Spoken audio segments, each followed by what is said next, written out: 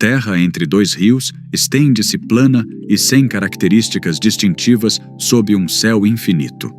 Onde o Tigre e o Eufrates desaceleram sua jornada ancestral em direção ao Golfo Pérsico, suas águas espalham-se por pântanos densos com juncos mais altos que um homem. O ano é aproximadamente 5.400 a.C.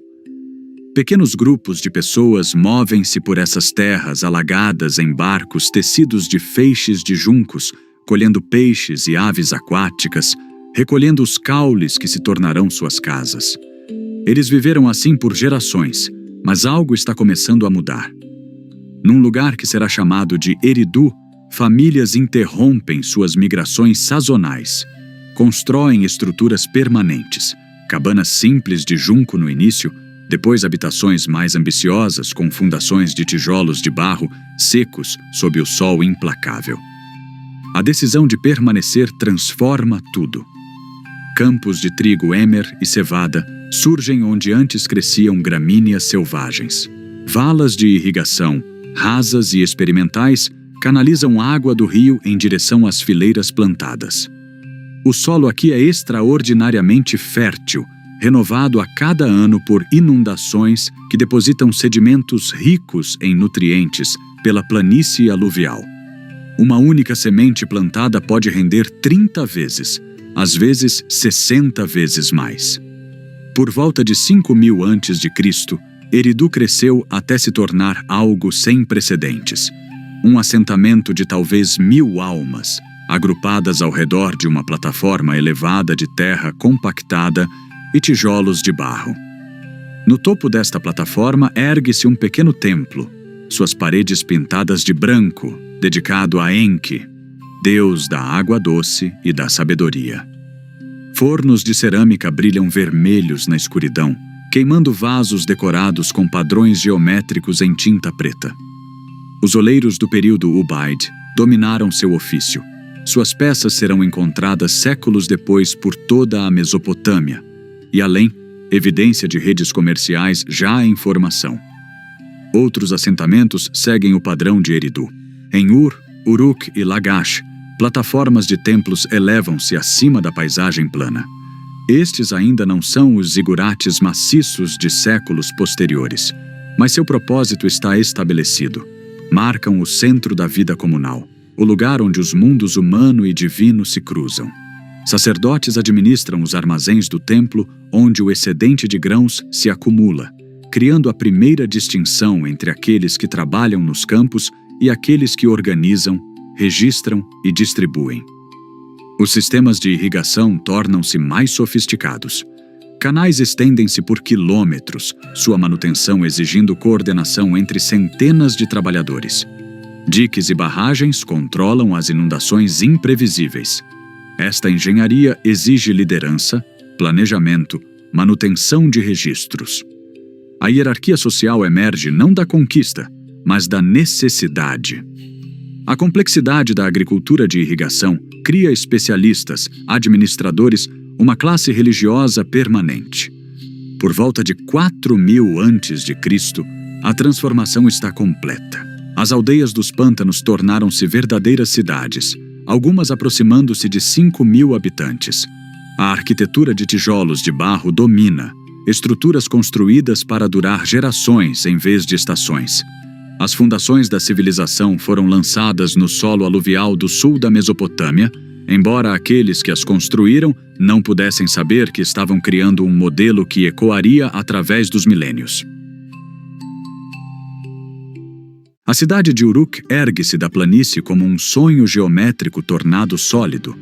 Por volta de 3.500 a.C., este assentamento supera tudo o que a humanidade construiu anteriormente. 50.000 almas concentradas dentro de 6 quilômetros quadrados de muros de tijolos de barro. O templo branco coroa uma plataforma maciça, 40 pés acima da paisagem circundante. Suas paredes revestidas de calcário reluzindo sob o sol do deserto. Desta elevação, toda a malha urbana se estende abaixo. Oficinas, celeiros, bairros residenciais dispostos com precisão deliberada. Dentro de um edifício administrativo do templo, uma revolução se desenrola sobre argila úmida. Um estilete de junco pressiona uma tabuleta do tamanho da palma da mão, deixando impressões em forma de cunha. As marcas não são decorativas. Elas representam quantidades de cevada, números de ovelhas, jarros de óleo. Por volta de 3.400 a.C., os administradores de Uruk enfrentam um problema. A economia da cidade tornou-se complexa demais para a memória humana. Milhares de transações diárias, tributos fluindo das aldeias circundantes, rações distribuídas aos trabalhadores do templo, mercadorias comerciais chegando de terras distantes. A solução emerge da necessidade. Símbolos pictográficos que capturam informações permanentemente. As primeiras tabuletas são documentos contábeis brutalmente práticos. Um círculo com um X significa ovelha. Uma forma de tigela indica grão. A notação numérica usa impressões de tamanhos diferentes para unidades, dezenas, 60. Em 2 séculos, o sistema evolui. Os símbolos começam a representar sons em vez de apenas objetos. O nascimento da verdadeira escrita. A palavra suméria para boca soa como a palavra para falar. Então, o símbolo da boca pode significar qualquer uma das duas.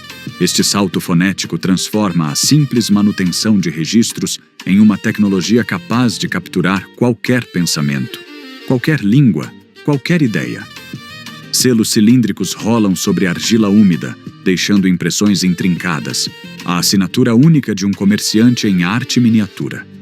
Esculpidos em pedra importada de centenas de quilômetros de distância, esses selos autenticam contratos, marcam propriedade, selam depósitos.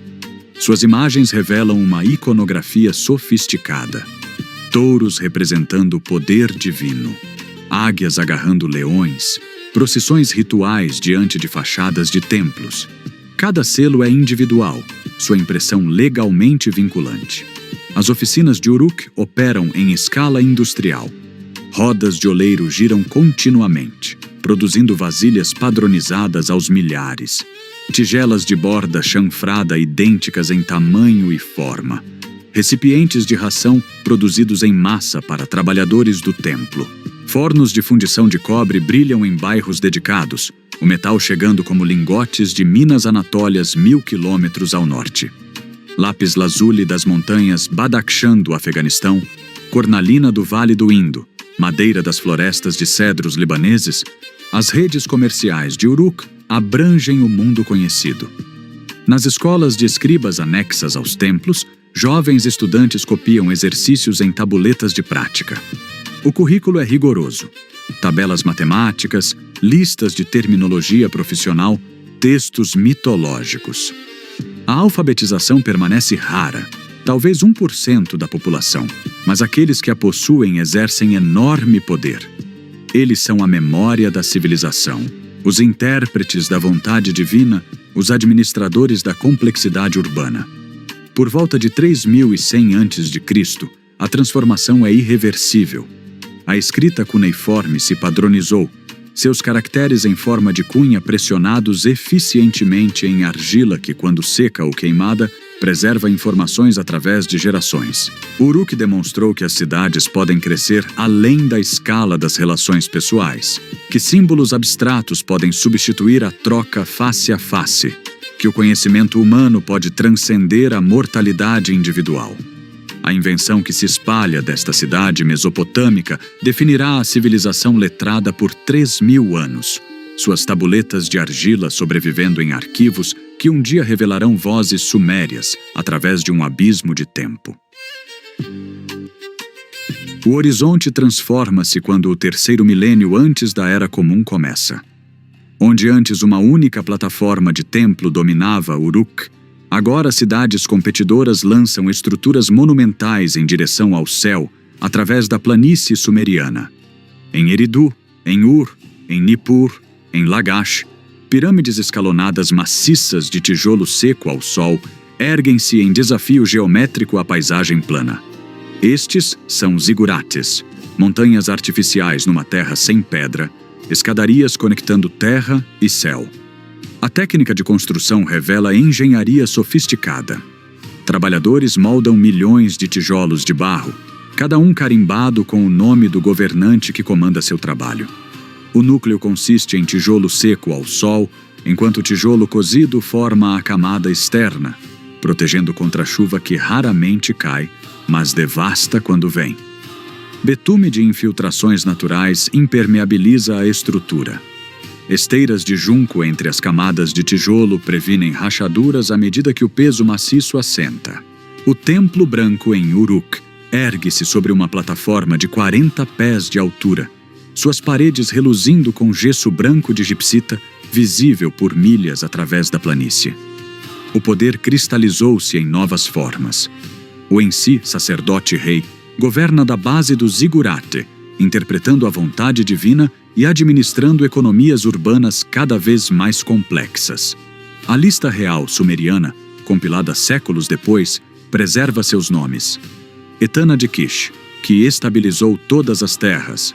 Mesquiagasher de Uruk, fundador da primeira dinastia. Se esses primeiros governantes são figuras históricas ou compostos lendários, permanece debatido, mas seus títulos refletem evolução política genuína. O Ensi é tanto autoridade religiosa quanto comandante militar, juiz e supervisor de irrigação. Dentro dos tesouros dos templos, riqueza acumula-se numa escala previamente inimaginável.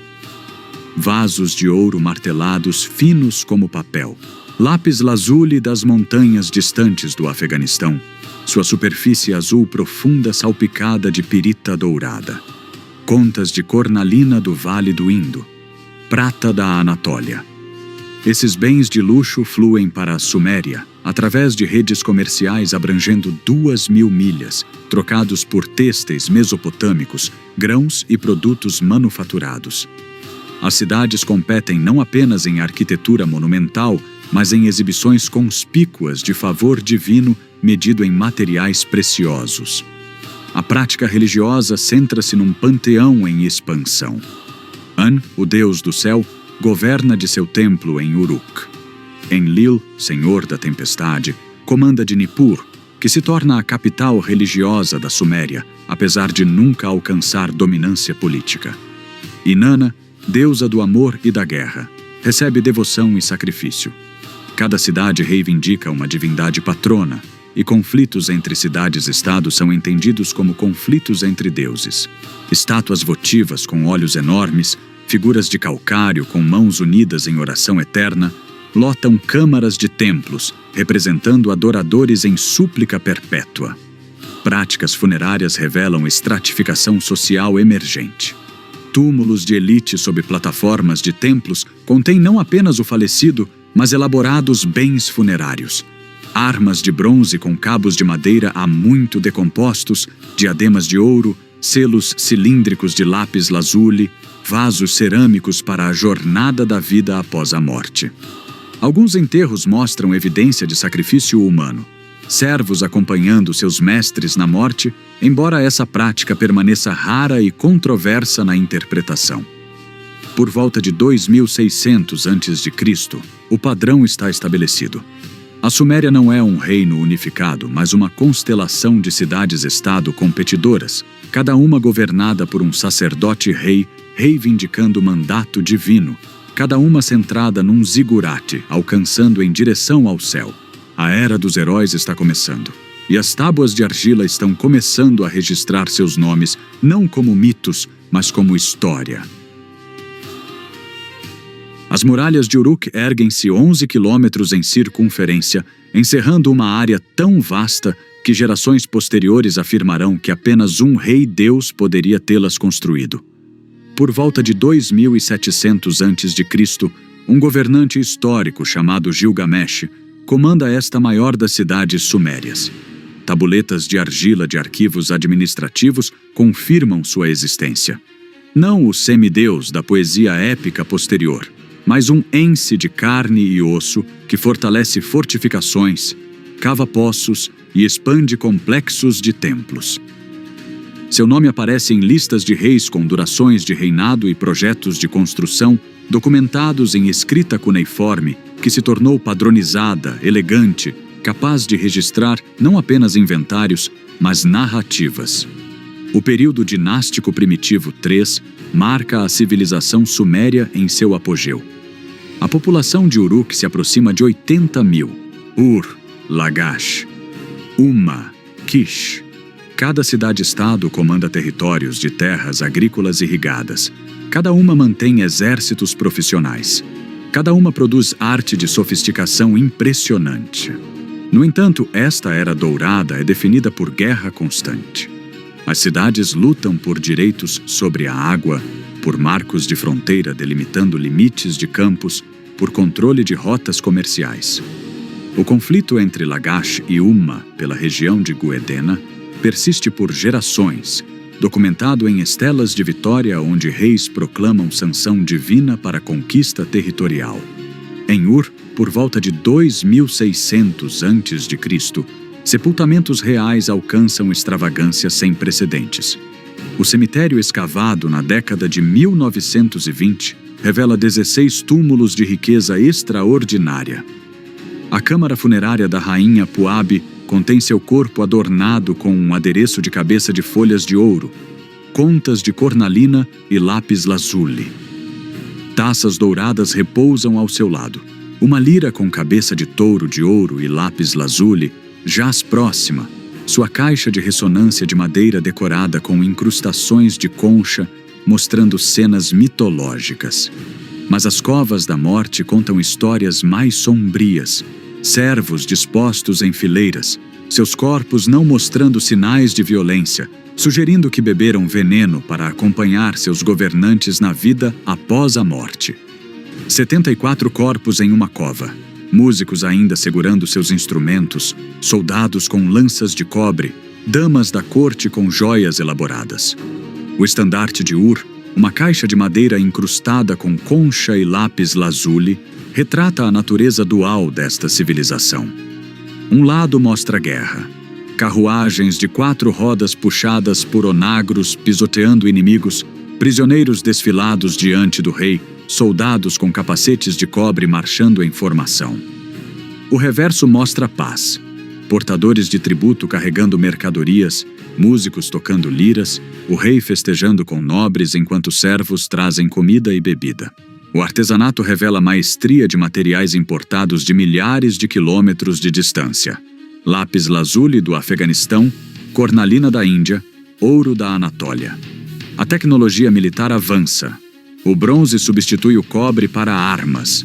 Carruagens, embora veículos desajeitados de 4 rodas, puxados por burros em vez de cavalos, fornecem plataformas móveis para lançamento de lanças.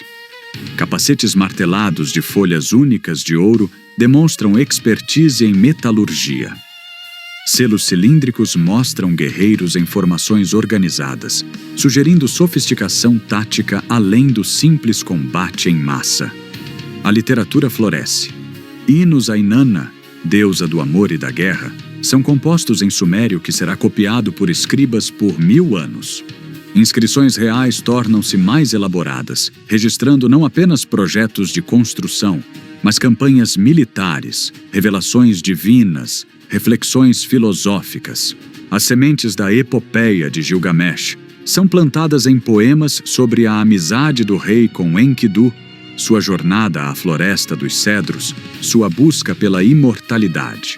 Histórias que serão refinadas e expandidas até se tornarem a epopeia mais antiga da humanidade.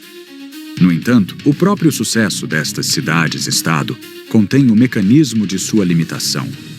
Nenhuma cidade única alcança domínio duradouro. Recursos são despejados em muralhas, exércitos, monumentos de prestígio. Os sistemas de irrigação que possibilitam esta civilização requerem cooperação, mas a fragmentação política impede gestão coordenada. O palco está montado para a transformação, para a chegada de um conquistador que unirá estas cidades facciosas em algo sem precedentes, um império. O sol eleva-se sobre os bairros residenciais, onde a geometria da civilização se revela em miniatura. Ruas estreitas, raramente mais largas que 2 metros, serpenteiam entre casas térreas construídas com o mesmo tijolo de barro seco ao sol que forma os zigurates. Cada habitação segue um padrão refinado ao longo de séculos. Um pátio central aberto para o céu, quartos dispostos em torno deste espaço, paredes grossas o suficiente para isolar contra o calor do verão, que regularmente excede 40 graus. Esteiras de junco cobrem pisos de terra batida. Pequenos santuários ocupam cantos, figuras de barro de deuses domésticos recebendo oferendas diárias de pão e cerveja. A oficina de um oleiro ocupa uma sala no térreo, a roda, inventada aqui 5 séculos antes, girando sob mãos experientes. O recipiente que toma forma juntará milhares de outros. Jarras de armazenamento para cevada e tâmaras, tigelas para o mingau que forma a base alimentar, garrafas de gargalo estreito para a cerveja que fornece mais calorias que o pão. No pátio, um tear horizontal estende-se entre postes, fio de lã tornando-se tecido através de técnicas passadas de mãe para filha ao longo de gerações. A lã vem de rebanhos do templo. A tecelã entregará têxteis acabados ao armazém do templo, recebendo rações de cevada, óleo e peixe em troca. 3 ruas adiante, uma eduba ocupa salas adjacentes a um pequeno templo. Meninos, apenas meninos, sentam-se de pernas cruzadas no chão, tábuas de barro em seus colos, estiletes de junco em suas mãos. Os mais jovens copiam sinais simples repetidamente. O pictograma para cevada, para ovelha, para água. Estudantes avançados transcrevem textos literários, problemas matemáticos, fórmulas legais. O currículo requer anos. Um estudante deve dominar 800 sinais cuneiformes, aprender gramática suméria, memorizar tabelas de multiplicação em base 60, estudar agrimensura e contabilidade. Os graduados tornam-se escribas, a elite letrada que torna possível a complexidade urbana. Suas tábuas registram tudo. Rações do templo distribuídas aos trabalhadores, contratos de casamento especificando dotes, acordos de empréstimo com taxas de juros, julgamentos judiciais em disputas de propriedade. O mercado opera numa praça perto do portão do canal. Não existe dinheiro cunhado.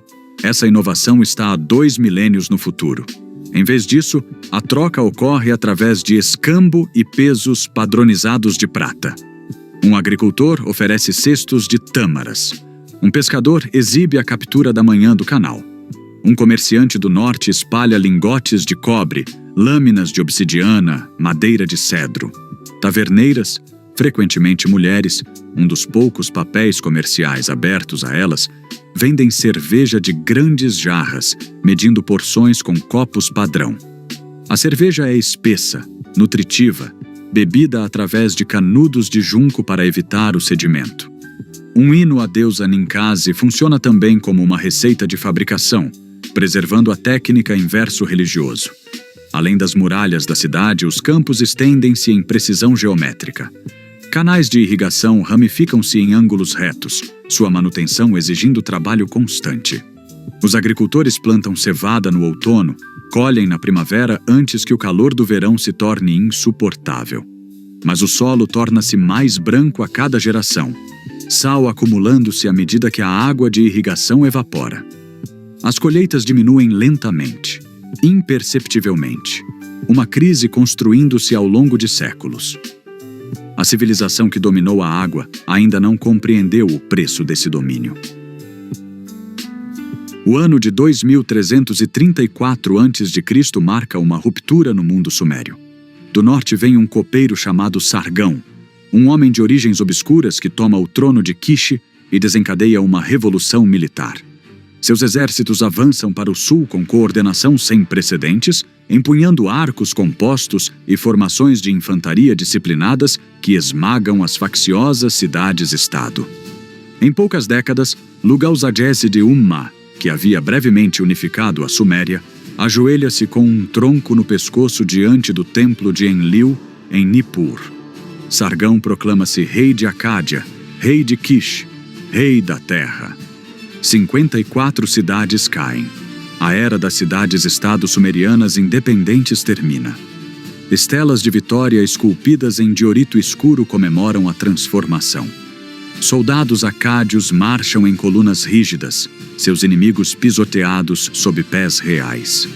A iconografia muda das poses estáticas e frontais da arte sumeriana para composições diagonais dinâmicas mostrando a conquista em movimento. Uma cabeça de bronze descoberta em Nínive, possivelmente o próprio Sargão, encara com olhos incrustados de cobre, o rosto severo, a barba elaboradamente encaracolada à moda acádia. O artesanato supera tudo que as oficinas sumerianas produziram. A revolução administrativa prova-se mais profunda que a militar. O acádio, uma língua semítica, substitui o sumério nos arquivos governamentais, contratos comerciais, correspondência diplomática. Tabuletas de argila da capital de Sargão, em Acádia, nunca localizada arqueologicamente, mas conhecida por milhares de documentos, registram tributos fluindo do Mediterrâneo ao Golfo Pérsico. Cedro do Líbano, prata da Anatólia, cornalina do Vale do Indo. O primeiro império verdadeiro na história humana opera através de pesos padronizados, medidas e um sistema postal usando corredores velozes. No entanto, o sumério persiste nas escolas dos templos, nos hinos religiosos, nos textos literários copiados pelos escribas. Torna-se uma língua sagrada, como o latim na Europa medieval, preservada pela tradição enquanto morre na fala cotidiana. O neto de Sargão, Naram-Sin, governando de 2254 a 2218 a.C., empurra as fronteiras ainda mais longe. Ele declara-se divino, o primeiro rei mesopotâmico a reivindicar divindade em vida. Sua estela de vitória mostra-o ascendendo uma montanha, pisoteando inimigos, usando a coroa com chifres da divindade. A arrogância aterroriza gerações posteriores, que culpam seu sacrilégio pelo colapso do império. Por volta de 2154 a.C., os gutianos, povos das montanhas dos Zagros, irrompem através dos desfiladeiros orientais. O Império Acádio fragmenta-se. Por décadas, o caos reina. Então, por volta de 2112 a.C., Ur-Nammu, governador de Ur, expulsa os invasores e proclama a terceira dinastia. O renascimento sumério começa. Ele reconstrói o grande zigurate em Ur, seus 3 terraços maciços elevando-se a 70 pés, cada nível menor que o anterior, criando a icônica forma piramidal escalonada. Ele promulga o primeiro código de leis sobrevivente, anterior a Hammurabi por 3 séculos, estabelecendo penalidades fixas para crimes, protegendo viúvas e órfãos. As tabuletas deste período mostram a literatura sumeriana florescendo uma última vez. Lamentações, hinos, textos de sabedoria copiados nas escolas dos templos. Mas o solo torna-se ainda mais branco. O império que Ur-Nammu reconstrói ergue-se sobre fundações já em ruínas. As tábuas administrativas do reinado de Shulgi, 2094 a 2047 a.C., 47 anos de manutenção meticulosa de registros, revelam um império de sofisticação burocrática impressionante. Documentos de argila rastreiam remessas de grãos de centenas de assentamentos, movimentos de gado contados em dezenas de milhares, produção têxtil medida em pesos específicos de lã. Escribas registram a produção de campos individuais, as rações distribuídas aos trabalhadores, o tributo fluindo para os tesouros de Ur. Esta é a civilização em seu apogeu administrativo, uma máquina de argila e estilete de junco, gerenciando recursos por toda a Mesopotâmia meridional, com precisão que não será igualada por milênios. No entanto, as mesmas tábuas traem a crise crescendo sob a superfície. Registros de rendimento agrícola mostram um padrão que se acelera ao longo do século 21 a.C. Campos que produziam 30 alqueires de cevada por acre em 2400 a.C. agora rendem 15. Alguns produzem 8. O problema aparece no próprio solo. Cristais brancos formando crostas nas superfícies dos campos após a água de irrigação evaporar. Sal puxado para cima através de ação capilar do lençol freático acumula-se na zona radicular. Trigo, menos tolerante ao sal que a cevada, desaparece dos registros de cultivo. Por volta de 2100 a.C., 98% da produção de grãos da Mesopotâmia meridional é cevada, uma cultura que pode tolerar salinidade moderada. Os campos estão morrendo lentamente, envenenados pelos mesmos sistemas de irrigação que os criaram. Shulgi responde com energia característica. Ele constrói muralhas defensivas, estabelece guarnições militares ao longo das fronteiras orientais, onde pastoralistas amoritas sondam por fraquezas. Ele padroniza pesos e medidas, reforma o calendário, reivindica status divino. O rei percorre a estrada real entre Nippur e Ur, mais de 100 quilômetros, em um único dia, um feito comemorado em hinos. Mas nenhuma quantidade de gênio administrativo pode reverter a química do solo ou parar a migração para o oeste de povos deslocados pela seca na estepe síria. Após 2030 a.C., as tábuas mostram assentamentos abandonados, canais de irrigação caindo em ruínas, despesas defensivas consumindo porções maiores do orçamento. Ibbi-Sin, o último rei da terceira dinastia de Ur, observa o império contrair. Ataques amoritas se intensificam. Governadores provinciais cessam o envio de tributo. O grande zigurate ainda domina o horizonte, sua massa de tijolos de barro exigindo manutenção constante contra os elementos, mas a cidade sobre a qual se ergue torna-se menor, mais pobre, mais desesperada. Em 2004 a.C., forças elamitas das montanhas Zagros rompem as defesas de Ur. A cidade queima. Ibbi-Sin é levado cativo para Elam, onde morre. A lamentação suméria sobre a destruição de Ur, composta pouco depois, descreve templos demolidos, tesouros saqueados, populações dispersas. A terceira dinastia termina não com declínio gradual, mas colapso catastrófico, a expressão política final da civilização suméria extinta, em cerco e fogo. Os campos permanecem em pouso, demasiado salinos agora para cultivo. Os canais assoreiam.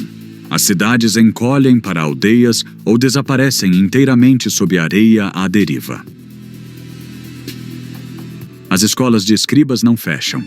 Na Babilônia, Nippur e Sipar, séculos após a queda de Ur, jovens estudantes ainda copiam os mesmos hinos sumérios, provérbios e problemas matemáticos que seus predecessores dominaram 1000 anos antes. Por volta de 1800 a.C., o sumério deixou de ser a língua materna de qualquer pessoa. Os últimos falantes nativos absorvidos pelas populações de língua acadiana.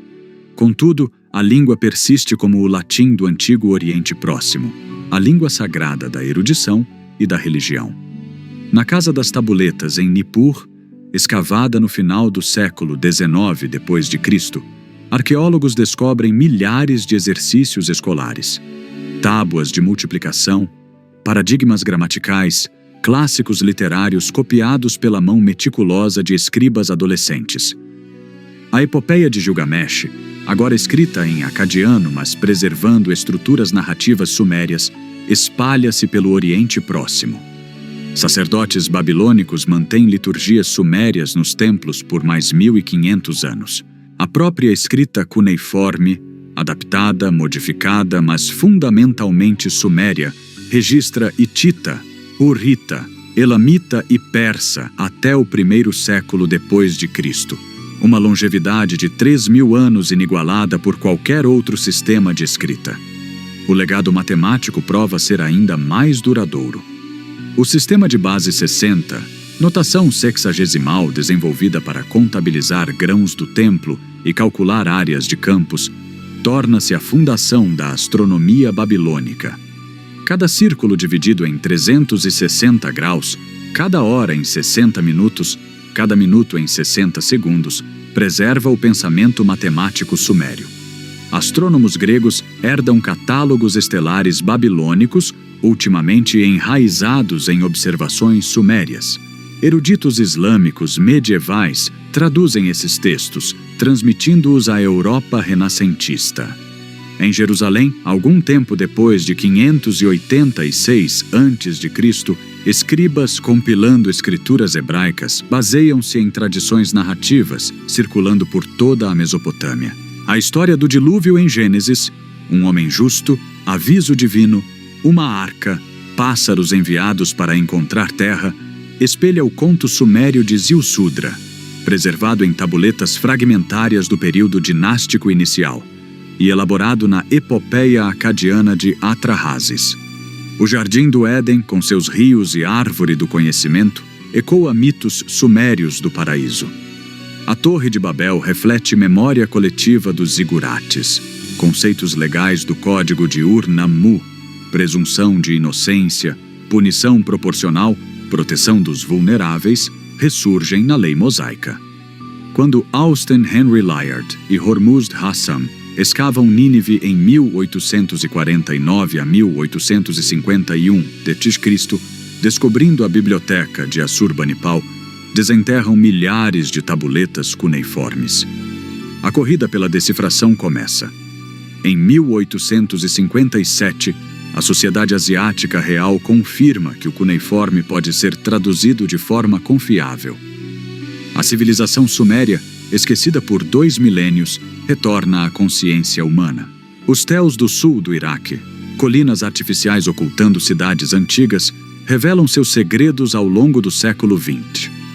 A escavação de Ur por Leonard Woolley, entre 1922 a 1934, revela o cemitério real, o Zigurate, bairros residenciais. Uruk, Eridu, Lagash, Nippur emergem da areia. A Unesco designa os pântanos de Arhuar e as cidades arqueológicas como Patrimônio Mundial em 2016, reconhecendo a paisagem onde a civilização começou. O legado não é metafórico. Todo o alfabeto descende de sistemas inspirados pelos princípios cuneiformes. Todo código legal herda conceitos mesopotâmicos de lei escrita. Todo plano urbano ecoa a organização urbana suméria. Todo cálculo astronômico emprega suas estruturas matemáticas. Os sumérios não simplesmente criaram uma civilização, criaram um modelo para a própria civilização, a gramática fundacional da sociedade complexa. Os pântanos onde tudo começou ainda existem, diminuídos, mas persistentes. Os rios ainda fluem, embora represados e desviados. O zigurate de Ur ainda se ergue sobre o deserto. Seu núcleo de tijolos de barro exposto ao vento e ao tempo, um monumento ao povo que ensinou a humanidade a escrever.